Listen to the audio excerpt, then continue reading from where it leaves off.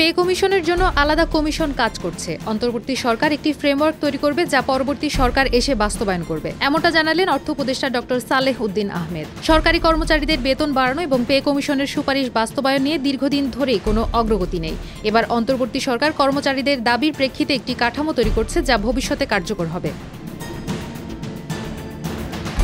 Doctor Salehuddin জানান, pay কমিশনের কাজ অনেক জটিল এবং স্বাধীনভাবে পরিচালিত হয়। ৩টি পৃথক পে কমিশনের প্রতিবেদন পাওয়ার পর তা যাচাই বাছাই করে সুপারিশ দিতে হবে।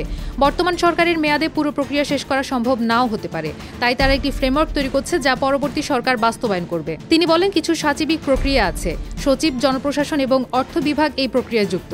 তার ভাষ্য, সবসময় সময়ের মধ্যে প্রয়োগ করা সম্ভব নাও হতে পারে। আমরা একটি কম্পাইল বা কাঠামো প্রস্তুত করে দিতে পারব। অর্থ উপদেষ্টা আরও উল্লেখ করেন, গত ৮ বছরে এই বিষয়ে কার্যক্রম হয়নি, তাই অন্তর্বর্তী সরকার উদ্যোগ নিয়েছে। তবে বাজেট ও অন্যান্য সামাজিক খাতের উন্নয়ন ব্যয়ও বিবেচনায় রাখতে হবে।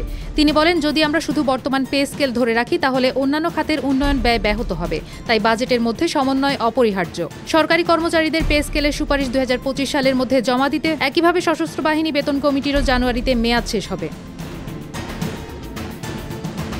ডক্টর সালেউদ্দিন দাবি করেন, বর্তমান সরকার এই ১২ মাসে সর্বোচ্চ চেষ্টা করছে যাতে সুপারিশ বাস্তবায়নের ভিত্তি তৈরি করা যায়। এছাড়া সংশোধিত বাজেটের আকার কিছুটা কমানো হয়েছে বলেও উল্লেখ করেন তিনি। অর্থ উপদেষ্টা আরও জানান, টাকার অঙ্কে বড় কোনো হেরফের না হলেও মূল্যস্ফীতি ৭ থেকে ৫% নামানো হয়েছে।